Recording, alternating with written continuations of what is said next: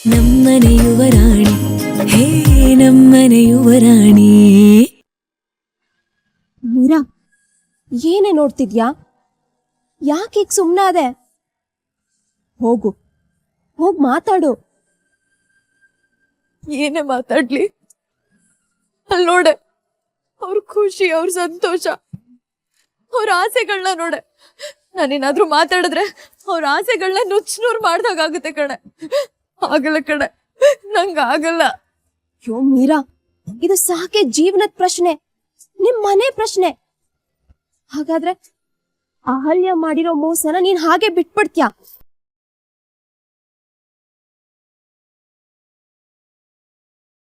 ಒಂದ್ ವೇಳೆ ನಾವ್ ಮಾತಾಡ್ಕೋತಿರೋದೇ ತಪ್ಪಾಗಿದ್ರೆ, ನಮಗ್ ಸಿಕ್ಕಿರೋ ಸುದ್ದಿನೇ ಸುಳ್ಳಾಗಿದ್ರೆ, ಅದನ್ನ ನೀನ್ ಹಾಗೆ ಹೇಳ್ಕೋಬೇಕು ಅಷ್ಟೇ.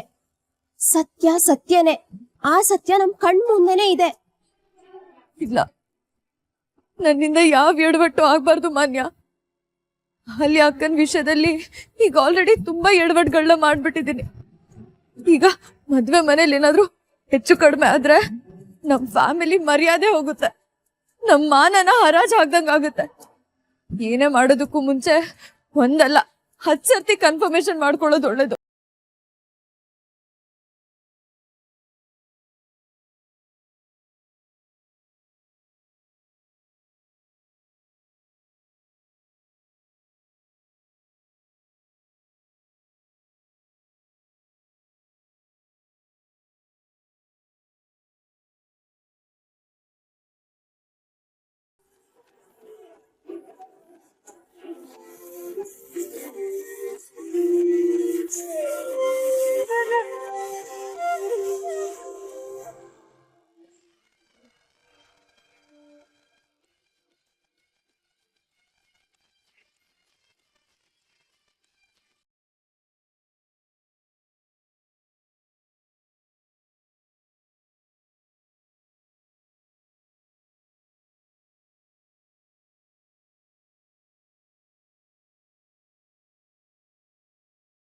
ನಮೃತ, ಅಲ್ಲೇನ್ ಸ್ನಾನಕ್ಕೆ ಕರ್ಕೊಂಡು ಹೋದಮ್ಮ.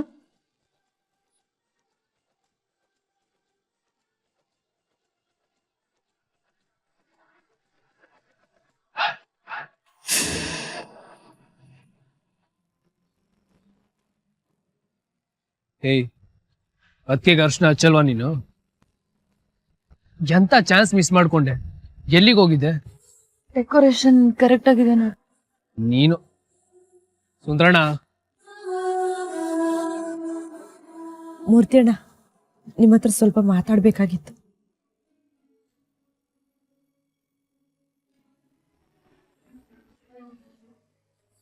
ಅಲ್ಲಿ ನೋಡು, ಅಲ್ಲಿ ನೋಡು, ಮತ್ತೆ ಸತ್ಯನ ಪರೀಕ್ಷೆ ಕೊಡೋದಕ್ಕೆ ಒಂದೊಳ್ಳೆ ಅವಕಾಶ ಸಿಕ್ಕಿದೆ ಕಣೆ. ಅವರೆಲ್ಲರೂ ಅಹಲ್ಯ ಅಕ್ಕನ ಬಗ್ಗೆನೆ ಮಾತಾಡ್ಕೊಳ್ಳೋದಕ್ಕೆ ಹೋಗ್ತಿದಾರೆ. ನಾನು ಅಲ್ಲಿ ಹೋಗಿ ಏನ್ ಮಾತಾಡ್ತಿದಾರೆ ಅಂತ ತಿಳ್ಕೊತೀನಿ. ತಿಳ್ಕೊಂಡ್ಮೇಲೆ ಮುಂದೆ ಏನ್ ಮಾಡ್ಬೇಕು ಅಂತ ನಿರ್ಧಾರ ಮಾಡ್ತೀನಿ. ಅಣ್ಣನ ಬಟ್ಟೆಗಳೆಲ್ಲ ಮೀರಂಗ್ ಗೊತ್ತು, ನಾನು ಕೇಳ್ತೀನಿ ರೀ. ಮೀರಾ ಅರೆ, ಇಲ್ಲೇ ಇದ್ಲಲ್ಲ ಇಷ್ಟೊತ್ತು, ಎಲ್ಲೋದ್ಲು?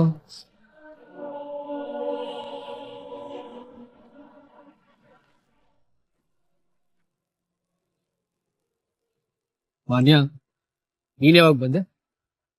ಈಗ ಬಂದೆ.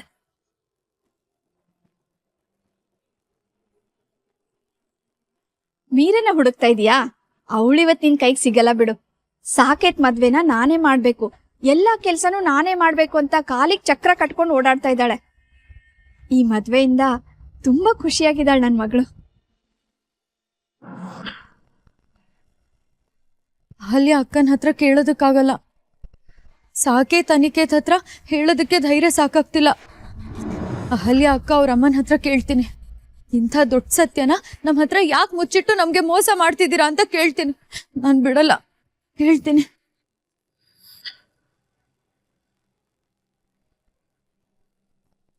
ಅವತ್ತು ಅಹಲ್ಯ ಅಕ್ಕನ್ ಡಿವೋರ್ಸ್ ಬಗ್ಗೆ ಕೇಳಿದ್ದಕ್ಕೆ ಹಾಗೆ ಮಾತ್ ಮರ್ಸಿದ್ರು. ಏನರ್ಥ? ನಮಗ್ ಸುಳ್ಳು ಹೇಳಿ ಮೋಸ ಮಾಡ್ಬೇಕು ಅಂತ ತಾನೆ? ಇವತ್ ನಾನ್ ಸುಮ್ನೆ ಬಿಡಲ್ಲ, ಇಬ್ರು ಕೇಳ್ತೀನಿ, ಇಬ್ರು ಪ್ರಶ್ನೆ ಮಾಡ್ತೀನಿ. ಎಲ್ಲ ಹೋದ್ರವ್ರು? ನೀನು ಡಿವೋರ್ಸ್ ಅಂತ ಮಾತಾಡ್ದಾಗಿತ್ತು. ಏನಿಲ್ಲಮ್ಮ, ನಾನು ಲಾಯರ್ ಅಲ್ವಾ. ಇತ್ತೀಚೆಗೆ ನನ್ನ ಹತ್ರ ಡೈವರ್ಸ್ ಕೇಸ್ಗಳು ತುಂಬಾನೇ ಬರ್ತಿವೆ, ಅದ್ರ ಬಗ್ಗೆ ಮಾತಾಡ್ತಿದ್ದೆ. ನೋಡು, ಮದುವೆ ದಿವಸ ಕೂಡ 2 ಹಿಯರಿಂಗ್ ಇದೆ. ಅವ್ರು ಯಾವ ವಿಷಯನ ನಮ್ಮ ಹತ್ರ ಮುಚ್ಚಿಡ್ತಿದಾರೆ ಅಂತ ಪ್ಲೀಸ್ ಹೇಳಿ ಸರ್. ನೋಡಮ್ಮ, ಆ ಕೇಸ್ ಹಿಸ್ಟ್ರಿ ಬಗ್ಗೆ ನನ್ನ ಡೀಟೇಲ್ ಆಗಿ ಏನೂ ಗೊತ್ತಿಲ್ಲ.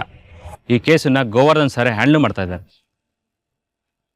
ಒಂದ್ಸರಿ ನನಗೂ ನನ್ನ ಲಾಯರ್ ಸರ್ಗೂ ಯಾರೋ ಒಬ್ಬ ವ್ಯಕ್ತಿ ಥ್ರೆಟನ್ ಮಾಡಿದ್ದ, ಈ ಕೇಸ್ ಏನಾದ್ರೂ ನಡೆಸಿದ್ರೆ ನಿಮ್ಮನ್ನು ಉಳಿಸಲ್ಲ ಅಂತ ಬೆದರಿಕೆ ಕೂಡ ಆಗ್ದ.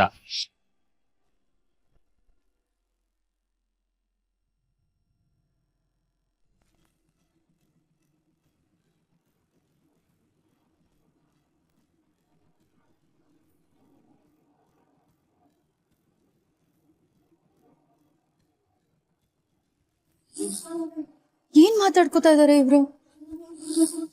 ನೇರವಾಗಿ ಹೇಳೋ ಧೈರ್ಯ ಅಂತೂ ಇಲ್ಲ ಇವ್ರಿಗೆ. ಕೆಲ್ಸ ಮಾಡ್ತೀನಿ, ಇತ್ತು ಮುಚ್ಚಿ ಕೇಳಿಸ್ಕೊತೀನಿ. ಬೇಡ ಬೇಡ, ಇನ್ನೊಬ್ರು ಮಾತಾಡ್ತಿರೋದನ್ನ ಹೊತ್ತು ಮುಚ್ಚಿ ಕೇಳಿಸ್ಕೋಬಾರ್ದು. ಆದ್ರೆ ಇದು ನನ್ ಸಾಕು ಜೀವನದ ಪ್ರಶ್ನೆ. ನನ್ ಸಾಕು ಜೀವನ ಚೆನ್ನಾಗಿರುತ್ತೆ ಅಂದ್ರೆ ನಾನು ಊರ್ ತಪ್ಪಬೇಕಾದ್ರೂ ಮಾಡ್ತೀನಿ.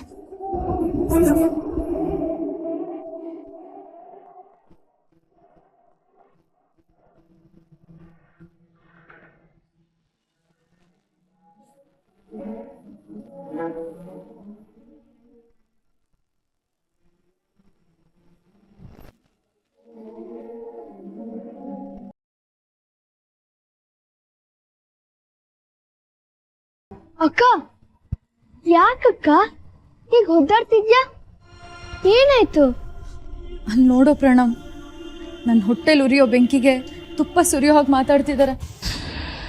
ಅಲ್ಲಿ ಏನ್ ಮಾತಾಡ್ತಿದಾರೋ ಏನ್ ನಡೀತಿದ್ಯೋ ನಂಗೊಂದು ಗೊತ್ತಾಗ್ತಿಲ್ಲ. ಅದಕ್ಕೆ ಯಾಕೆ ಸಂಕಟ ಮಾಡ್ಕೋತ್ಯಾ? ಅವ್ರೇನ್ ಮಾತಾಡ್ತಿದಾರೆ ಅಂತ ಕತ್ ಕೇಳಿಸ್ಕೊ. ಆದ್ರೆ ಕತ್ ಕೇಳಿಸ್ಕೊಳ್ಳೋದು ತಪ್ಪಲ್ವಾ? ನಿನ್ ಲಾಭಕ್ಕೋಸ್ಕರ ನೀನ್ ಕತ್ ಕೇಳಿಸ್ಕೊಂಡ್ರೆ ತಪ್ಪೆ.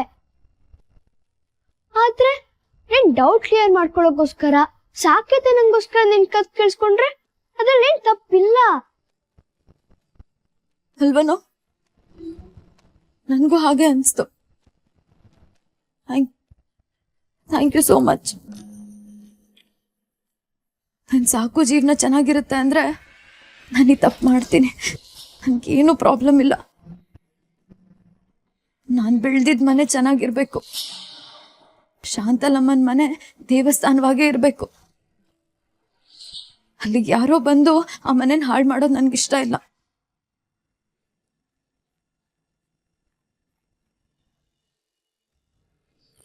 ಮದುವೆ ಆಗಿರೋ ವಿಷಯ ಗೊತ್ತಾದ್ರೆ ಸಮಸ್ಯೆ ಅಲ್ವಾ? ಅಷ್ಟೊತ್ತಿಗೆ ಮದುವೆ ಆಗೋಗಿರುತ್ತಲ್ಲ, ಗೊತ್ತಾದ್ಮೇಲೆ 1-2 ದಿವಸ ಬೇಜಾರು ಮಾಡ್ಕೊಳ್ತಾರಷ್ಟೇ. ಆಮೇಲೆ ಯಾವುದೇ ಕಾರಣಕ್ಕೂ ಅವರು ಅಹಲ್ಯನ ಮಧ್ಯದಾರಿನಲ್ಲಿ ಬಿಟ್ಟು ಹೋಗೋದಿಲ್ಲ. ಯಾಕೆಂದ್ರೆ ಸಮಾಜದಲ್ಲಿ ಅವ್ರಿಗೂ ಗೌರವ ಇದೆ. ಅವರು ಅವ್ರ ಗೌರವನ ಹಾಳು ಮಾಡ್ಕೊಳ್ಳೋದಕ್ಕೆ ರೆಡಿ ಇರಲ್ಲ. ನೀವು ಚಿಂತೆ ಮಾಡಬೇಡಿ. ಆದ್ರೆ ಮೂರ್ತಿ ಅಣ್ಣ, ಕಾನೂನಿನ ಪ್ರಕಾರ ಡೈವೋರ್ಸ್ ಆಗಿದ್ರೆ ಚೆನ್ನಾಗಿತ್ತಲ್ವಾ? ಕಾನೂನಿನ ಪ್ರಕಾರ ಮದುವೆ ಯಾವಾಗಲೂ ಮುರಿದ್ಬಿದ್ದಿದೆಯಲ್ಲ. ಯಾಕೆಂದ್ರೆ ಆ ಹುಡುಗನಿಂದ ಅಹಲ್ಯ 3 ವರ್ಷ ದೂರ ಇದ್ದಾಳೆ, ಅಷ್ಟು ಸಾಕು. ಲೀಗಲ್ ವಿಷಯದ ಬಗ್ಗೆ ನೀವು ತಲೆ ಕೆಡಿಸ್ಕೊಳ್ಳಕ್ ಹೋಗ್ಬೇಡಿ. ನಾನಿದ್ದೀನಿ, ನಾನು ನೋಡ್ಕೊಳ್ತೀನಿ. ಈಗ ಶುಭ ಕಾರ್ಯ ನಡೀತಾ ಇದೆ, ನೀವು ಏನೇನೋ ಮಾತಾಡಿ ಅಪಾಯ ತಂದ್ಕೋಬೇಡಿ. ರಜತ್ನ ಅಹಲ್ಯ ಮದುವೆ ಆಗಿದ್ಲು ಅನ್ನೋ ವಿಷಯನ ಮರ್ತ್ಬಿಡಿ. ಆದ್ರೂ ಅಹಲ್ಯ ಜೀವನದಲ್ಲಿ 2ನೇ ಮದುವೆನೂ ತೊಂದರೆ ಆಗ್ಬಾರ್ದಲ್ವಾ? ನೋಡಿ, ಪದೇ ಪದೇ ನೀವು ಆ ವಿಷಯನ ಮಾತಾಡಬೇಡಿ. ಯಾರ ಕಿವಿಗಾದ್ರೂ ಬಿದ್ರೆ ತೊಂದರೆ ಆಗತ್ತೆ. ಏನು ನಡೆದೇ ಇಲ್ಲ ಅನ್ನೋ ರೀತಿ ಇದ್ಬಿಡಿ, ಆಗ ಯಾವ ಸಮಸ್ಯೆನೂ ಆಗಲ್ಲ. ನೋಡಿ, ಈಗ ಆ ವಿಷಯನ ಹೆಚ್ಚಿಗೆ ಮಾತಾಡ್ತಾ ನಿಂತ್ಕೊಳ್ಳೋದು ಬೇಡ. ಬನ್ನಿ, ನನ್ನ ಜೊತೆ ಬನ್ನಿ.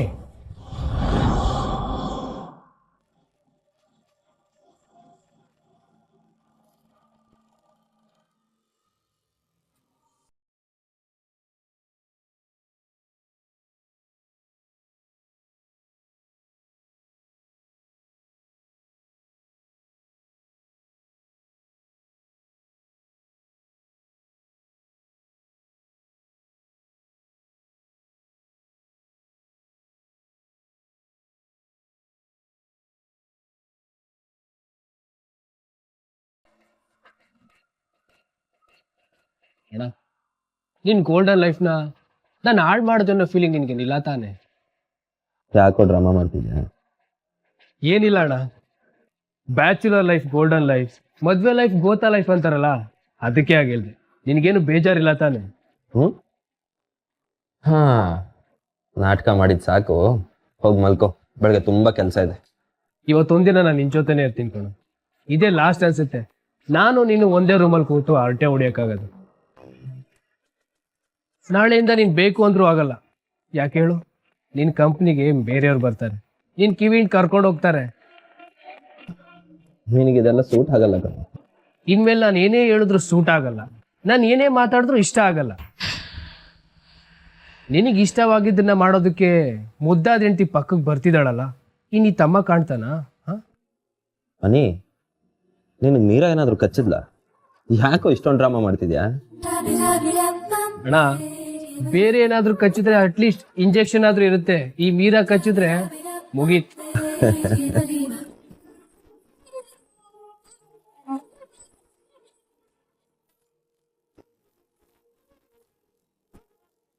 ಮಿಸ್ ಮಾಡ್ಕೋತಿದ್ಯಾ ಅವ್ರನ್ನ? ಯಾರನ್ನ? ಆಹಾಹಾಹಾಹಾ. ಮಳ್ಳಿ ಮಳ್ಳಿ ಮಂಚಕ್ಕೆ ಎಷ್ಟು ಕಾಲು ಅಂತ ಮಾಡಿದ್ದಾರೆ, ಅದನ್ನ ಬೇರೆ ರೀತಿ ಮಾಡ್ಬೇಕಿತ್ತು. ಅಯ್ಯೋ ತರ್ಲೆ, ಮದುವೆ ಶುರು ಆದಾಗಿಂದು ನಾನು ನೋಡ್ತಾನೆ ಇದ್ದೀನಿ, ನನ್ನ ಜೀವ ತಿಂತಾನೆ ಇದೆಯಾ. ನಡಿಯೋ ಆಚೆ. ಅಣ್ಣ ಬಾ. ಅಣ್ಣ, ಇವತ್ತು ಒಂದಿನ ಕಣೋ,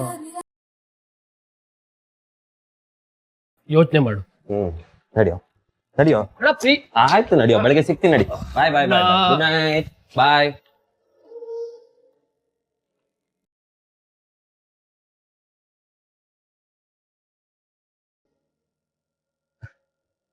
ಅರ್ಲೆ, ತಮಾಷೆಗೆ ಹೇಳಿದ್ರೆ ನೀರನ್ನು ಮೀರಿಸ್ತಾನೆ.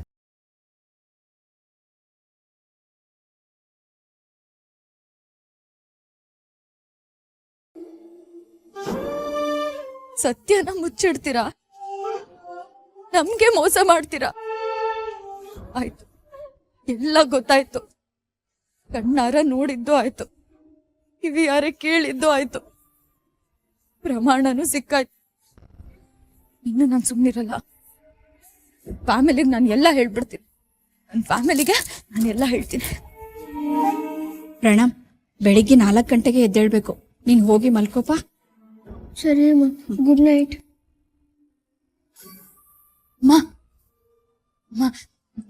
ಆಕ್ಚುಲಿ ಒಂದು ಇಂಪಾರ್ಟೆಂಟ್ ವಿಷಯ ಹೇಳ್ಬೇಕಮ್ಮ, ತುಂಬಾ ಮುಖ್ಯ.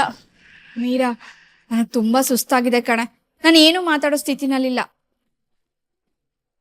ನೀನು ಹೋಗಿ ರೆಸ್ಟ್ ಮಾಡು, ಬೆಳಿಗ್ಗೆ ಮುಹೂರ್ತ, ಬೇಗ ಎದ್ದೇಳ್ಬೇಕು. ಅಮ್ಮ ಅಮ್ಮ, ಒಂದ್ ದೊಡ್ಡ ಸಮಸ್ಯೆ ಆಗ್ಬಿಟ್ಟಿದ್ಯಮ್ಮ, ನನ್ ಮಾತ್ ಕೇಳ್ತೀಯಾ? ವಾ ಮೀರಾ, ಮದ್ವೆ ಮುಗಿಯೋವರೆಗೂ ನೀನ್ ನನ್ನ ಹತ್ರ ಯಾವ ಸಮಸ್ಯೆ ಬಗ್ಗೆನೂ ಮಾತಾಡ್ಬೇಡ, ನನಗ್ ಬೇರೆ ಕೆಲ್ಸ ಇದೆ. ಪ್ಲೀಸ್ ನನ್ ಮಾತ್ ಕೇಳಮ್ಮ. ಹೇಳದ್ನಲ್ಲ, ಅರ್ಥ ಮಾಡ್ಕೊ, ಹಠ ಮಾಡ್ಬೇಡ. ಹೋಗ್ ನೀನು ರೆಸ್ಟ್ ಮಾಡು. ದೇವ್ರೆ, ನಾಳೆ ಬೆಳಗ್ಗೆನೆ ಮದ್ವೆ ಶಾಸ್ತ್ರ. 100 ಜನ ಬರ್ತಾರೆ. ಎಲ್ರು ಮುಂದೆ ಮರ್ಯಾದೆ ಹೋಗೋದಕ್ಕಿಂತ ಈಗ್ಲೇ ಯಾರಿಗಾದ್ರೂ ಹೇಳೋದು ಒಳ್ಳೇದು. ಯಾರಿಗಪ್ಪ ಹೇಳಿ, ಯಾರಿಗೆ ಹೇಳಿ?